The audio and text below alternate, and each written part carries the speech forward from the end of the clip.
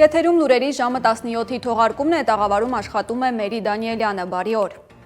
Հայաստանի ամերիկյան միջուկային տեխնոլոգիաների ընտրությունը հարցեր է առաջացնում Ռուսաստանում, հայտարարել է Դաշնության արտաքին գերատեսչության պաշտոնական ներկայացուցիչ Մարիա Զախարովան, միաժամանակ շեշտելով, թե Հայաստանն իհարկե ազատ է աշխատել այն գործընկերների հետ, որոնց հետ հարկ կհամարի։ Խոսելով Վաշինգտոնի առաջարկած փոքր հզորության ԱԵԿ-ների մասին, Զախարովան ասել է, որ դրանք գոյություն չունեն ոչ միայն Միացյալ Նահանգների տարածքում, այլև դրանք առհասարակ գոյություն չունեն եւ միայն թղթի վրա են։ Մինչդեռ Ռուսաստանը ոչ միայն օգնել է 1996-ին հայկական ԱԵԿ-ների վերագործարկմանը, այլև ապահովել վառելիքով աջակցել սպասարկմանը։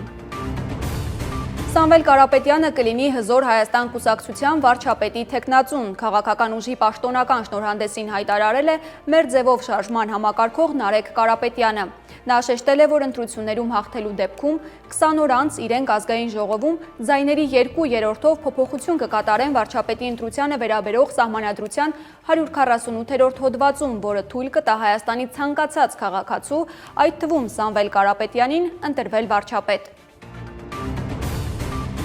Հայաստանում գործող այն դեսպանատները, որոնք նախորդ տարիներին անընդհատ ծանուցումներ էին տարածում իրենց քաղաքացիների շրջանում, որ խուսափեն սահմանամերձ հատվածներ, այդ թվում Սյունիքի մարզ այցերից, այդ ծանուցումները պետք է դադարեցնեն։ Կառավարության նիստի ժամանակ հույս է հայտնել վարչապետ Նիկոլ Փաշինյանը։ Ըստ նրա, միջազգային շատ զեկույցներում Հայաստանը նշվում է որպես անվտանգ երկիր ներքին հանցավորության եւ անվտանգության տեսանկյունից։ Նրա խոսքով այդ մասին են վկայում 2025-ի տվյալները, ըստ որոնց հանցավորությունը Հայաստանում նվազել է։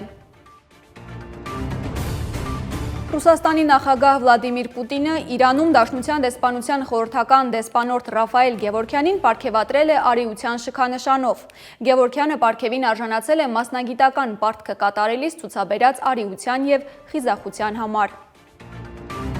Արագածոտնի թեմի առաջնորդ Մկրտիչ Սրբազանի կալանքը փոխարինվեց տնային կալանքով, հայտնել է փաստաբան Արա Զոհրաբյանը։ Հիշեցնեմ, Մկրտիչ եպիսկոպոս Պրոշյանը կալանավորված էր 2025-ի հոկտեմբերի 16-ից։ Նրա նկատմամբ հանրային քրեական հետապնդում է հարուցվել քրեական օրենսգրքի 2 հոդվածով։ Պաշտոնեական դիրքն օգտագործելով ընտրական իրավունքի իրականացումը խոչընդոտելը, իշխանական կամ ծառայողական լիազորություններն օգտագործելով հավաքներին մասնակցելուն հարկադրել է։ Հիմա տեսնենք, թե օդերևութաբաններն ինչ եղանակ են կանխատեսում առաջիկա օրերին։ Եվ այսպես հանրապետության տարածքում փետրվարի 13-ից 14-ը շրջանների զգալի մասում սպասվում են տեղումներ, լեռնային շրջաններում ձյան տեսքով, սպասվում է նաև բուք, ցածր հորիզոնական տեսանելիություն։ Փետրվարի 15-ից 16-ին տեղումներ չեն կանխատեսվում։ Օդի ջերմաստիճանը փետրվարի 13-ից 16-ին աստիճանաբար կբարձրանա 4-ից 6, Լոռիում, Տավուշում եւ Սյունիքում 8-ից 10 աստիճանով։ Այսքանը մեր ամփոփիչ թողարկումը ժամը 19-ին է, բաց չթողնեք, կհանդիպենք։